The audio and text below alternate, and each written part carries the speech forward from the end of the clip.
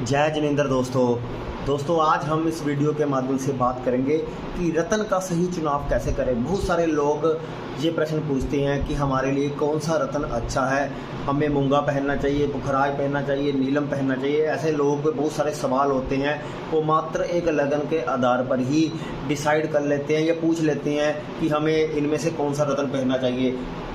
सबसे पहले रत्न निकालने की जो कैलकुलेशन है हम आमतौर पर गलत तरीके से करते हैं। बहुत सारे पैरामीटर्स होते हैं। मैं आपको कुछ इंसाइट देने जा रहा हूं जो आपके लिए बहुत ही ज़्यादा उपयोगी होगी। अगर आप ज्योतिष सीख रहे हैं या ज्योतिष पर अभ्यास कर रहे हैं या काफ़ी सालों से स्टडी भी कर रहे हैं, तब भी आपने इसको जाना तो होगा, समझा तो होगा, लेकिन कई बार हम फलित में इसको इस्तेमाल नहीं करते और सबसे बड़ी भूल कर लेते हैं। तो देखते हैं हम बोर्ड के माध्यम से कि मैं आपको क्या कहना चाहता हूं। आप उस चीज़ पर थोड़ा सा अमल ज़रूर करें। दोस्तों, हमारी जो लगन कुंडली होती है यानी D1 जो चार्ट होता है, और दोस्तों उसका कोई भी लगन हो सकता है, मेष से लेकर मीन लगन। हम मान लेते हैं ये कुंडली मेष लगन की है, तो मेष लगन पे लगन पंचम और नवम इसके रत्न मोस्टली सुजेस्ट किए जाते हैं। यानी मेष लगन का जो स्वामी है मंगल, पंचम का स्वामी सूर्य और 9th हाउस का स्वामी गुरु। ये तीन रत्न मेष लगन में निकलते हैं, मूंगा, मानिक और पुखराज। तो इन तीन रत्नों को मोस्टली पूछ लिया जाता है कि मेरा मेष लगन है कि इनमें से कोई ना कोई तो पहनना ही जाएगा। ये मोस्टली सबकी थॉट्स होती है। और चौथे घर के स्वामी चंद्रमा का भी मित्र स्वामी ग्रह होने के कारण, केंद्र भाव का स्वामी होने के कारण हम मोती भी सुजेस्ट कर देते हैं। तो ये चार रत्न इस लगन में निकलते हैं। और बाकी जितने रत्न बचते हैं, चाहे वो पन्ना हो गया बुध का, चाहे वो हीरा हो गया शुक्र का, नीलम हो गया शनि का, तो ये रत्न हम अवॉइड करते हैं। और राहु केतु के रत्न मैं तो सुजेस्ट नहीं करता, बहुत सारे लोग करते होंगे, कर सकते हैं, उनकी अपनी थॉट्स है, लेकिन मैं बहुत ही रेयरली मैं करता ही नहीं हूँ, ना ही किसी को रिकमेंड करता हूँ। और दोस्तों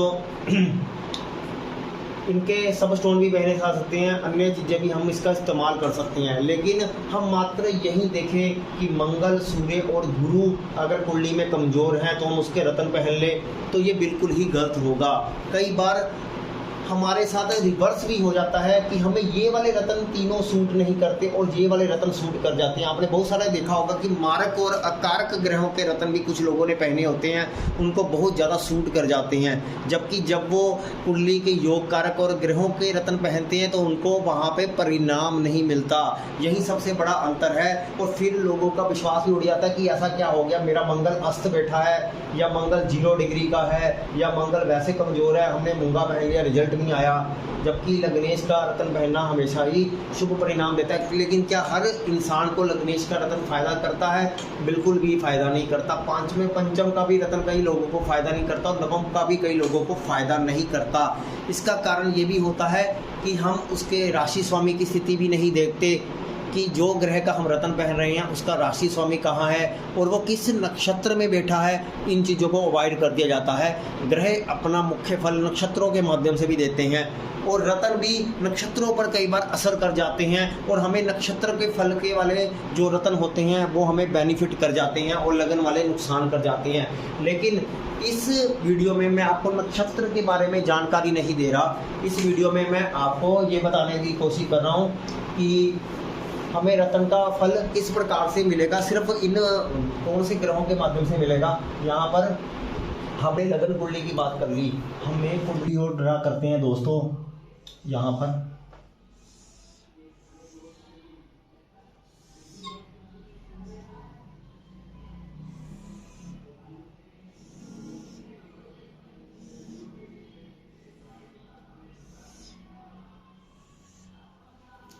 दोस्तों मैं अब आपको बताता हूँ। एक मुझे कुंडली याद आ रही है किसी की, उसके बारे में। उसका मेष ही लगन था, उसके लगन में शुक्र ग्रह था, उसके 5वें घर में गुरु, मंगल, राहु, हाँ, और शनि 6ठे घर में कन्या राशि में वक्री था।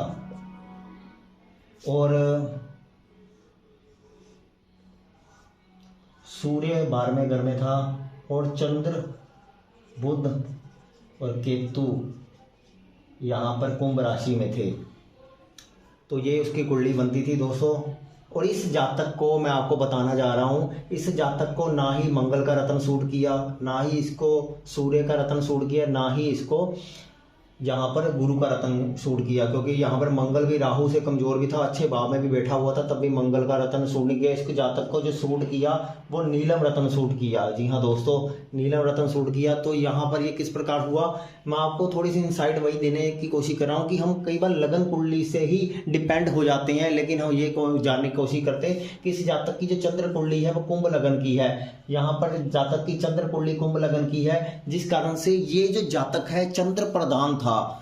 जब भी हम किसी कुंडली की बात करते हैं, हम लगन कुंडली से उसके जीवन के बारे में आकलन कर देते हैं, लेकिन जातक से हम जब क्रॉस कोस्टिंग करते हैं तभी हमें पता चलता है कि उसकी प्रधानता कौन से तत्व की है।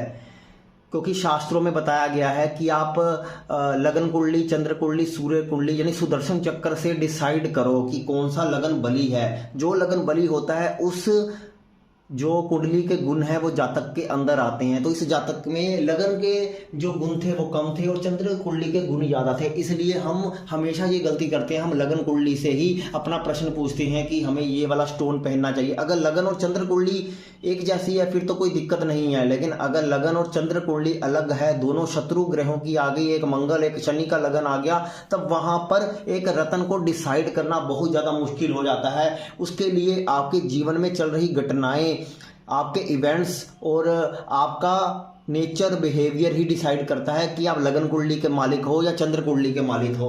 तो यहाँ पर इसकी चंद्र कुंडली लग्नेश का रत्न शनि यहाँ पर सूट किया और यहाँ पर चंद्र कुंडली से शनि इसका अष्टम में बैठा हुआ था, लेकिन वक्री होने के कारण यहाँ पर चेष्टा बली भी था, लेकिन 0 डिग्री का शनि था। तो यहाँ पर पहनने से इसको शनि के रत्न ने बहुत फायदा दिया।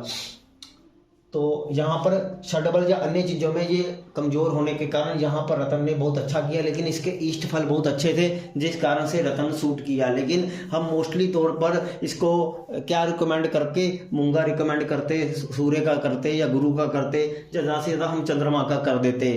लेकिन आपको यही समझना है कि ये रत्न से ज़्यादा इसको सबसे ज़्यादा जो सूट किया है वो चंद्र का है। इसलिए मैं यही बार बार कह रहा हूँ कि जब भी कोई स्टोन रिकमेंडेशन की बात आती है, मुख्य तौर पर लगन कुंडली को ही आधार मत बनाएं। कम से कम चंद्र कुंडली और लगन कुंडली दोनों को साथ रखें, पास रखें और देखें। अगर दोनों एंटी लगन बन जाते हैं, देव लगन अगर बनता है, दैत्य लगन बनता है, चंद्र कुंडली दैत्य बन रही है, लगन कुंडली देव लगन बन रही है, या लगन कुंडली दैत्य लगन की कुंडली बन रही है और चंद्र कुंडली देव लगन की बन रही है। देव और दैत्य से आप अर्थ समझ गए होंगे कि जो हमारे देवताओं वाले ग्रह हैं यानी सूर्य, मंगल, गुरु, चंद्रमा, ये देव लगन में आते हैं और दैत्य लगन में आते हैं शनि, बुध, राहु जैसे जो ग्रह हैं वो दैत्य लगन की श्रेणी में आ जाएंगे। तो वहां पर आपकी कुंडली कौन सी ज्यादा इफेक्टिव है, प्रभावशाली है, ये आपको ही देखना पड़ेगा, या किसी अच्छे एस्ट्रोलॉजर को दिखाकर वो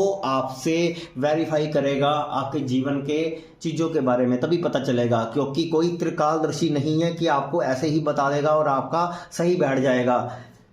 क्योंकि कई बार रतन डालने से नुकसान होता है, जब नुकसान होता है तब हमें पता चलता है कि ये चीज़ें सूट नहीं की, तब हम एक रतन पर डाली हुई इन्वेस्टमेंट भी खराब कर देते हैं। क्योंकि आजकल जो रतन है वो काफ़ी महंगे भी आते हैं, अगर पुखराज, नीलम जानने रतन ले लें वो काफ़ी कॉस्टली आते हैं। और बाकी रतन पर हम कई बार एक्सपेरिमेंट करके देख भी लेते हैं कि छोटे छोटे रतन है, मूंगा हो गया, मोती हो गया, वो सस्ते रतन होते हैं तो उनसे काम चल जाता है। लेकिन बाकी रत्नों पर इन्वेस्टमेंट ज़्यादा होती है। मुख्य तौर पर तो मैं किसी भी चार्ट में रतन डालने के लिए परहेज ही करता हूँ, बहुत कम डालता हूँ। जो लोग पूजा पाठ या फिर उपाय नहीं कर सकते या फिर बाहर फॉरेन में हैं, उनके लिए करने मुश्किल है, उनको रिकमेंडेशन दी जाती है रत्नों की अगर ज़रूरत पड़ती है तब, वरना रतन के बिना भी काम चल सकता है। लेकिन अगर डालने का इच्छुक हैं लोग, बहुत सारे ये इंटरेस्टेड रहते हैं, उनको अच्छा लगता है, उनको शौक होता है कि मैं कोई रतन पहनूं अपनी कुंडली के साथ से जिनसे मेरा भाग्य बदल जाए। भाग्य तो कोई रतन नहीं बदल सकता, लेकिन भाग्य में बढ़ोतरी करवाने में सहयोग जरूर कर सकता है।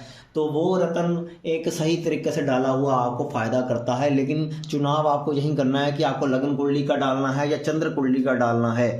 इस बात का निर्णय लेने के बाद ही आप कोई रतन का डिसाइड करें। सिर्फ मात्र लगन, पंचम, नवम के रतन लगन कुंडली से देखकर डिसाइड ना करें। कुछ लोग को सूट कर जाते हैं लेकिन हर बंदे को सूट नहीं करते। इस वीडियो के माध्यम से मैं यही कहना चाहता था कि आंखें बंद करके कोई भी चीज़ का चुनाव ना करें। ज्योतिष अथाह समुंदर है, पता नहीं कौन सा तत्व आपका जागृत हो जाए, कौन सा तत्व आपको फेवरेबल ना रहे, क्योंकि हमारा शरीर पंच तत्वों में आधार पर बना है, हर चीज़ पंच तत्वों पर ही चलती है। तो तत्व हमारा कौन सा बॉडी में सक्रिय है उसके आधार पर ही रत्न काम करता है। धन्यवाद दोस्तों, वीडियो पसंद आए वीडियो को लाइक करें, चैनल को सब्सक्राइब करें, शेयर करें और अपना प्यार देते रहें ताकि हम वीडियो बनाते रहें। धन्यवाद दोस्तों।